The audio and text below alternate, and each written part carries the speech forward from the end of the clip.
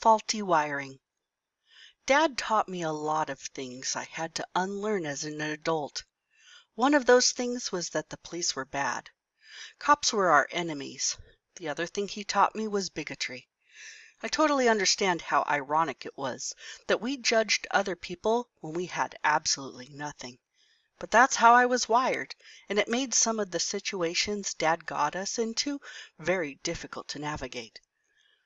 One night Dad took us on one of his scary hell rides after a big fight with Mom.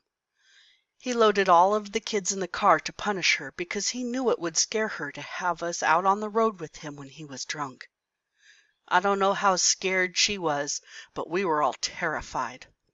Fortunately, it didn't take long for the police lights to come on, so Dad told us to hide the beer cans because the evil police were coming. Dad got arrested and charged with DWI. That's a DUI in today's terminology. So he went to jail, and we got to come along for the ride. I still feel sorry for the poor policeman who had to deal with us that night.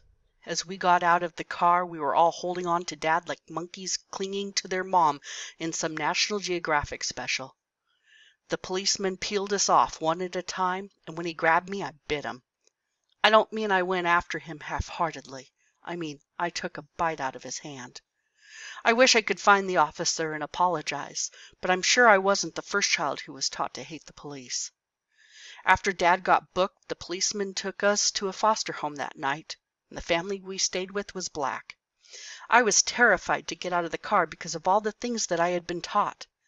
I gave the policeman as good a chase as I could in the confines of the police car, but eventually he got me into the house. To my surprise, the family was very nice. They bought us clothes and toys, and they didn't do any of the things I had been told that they would do. I used to look back on those times and wish I'd been a nicer kid, and wish that I hadn't been a tiny bigot.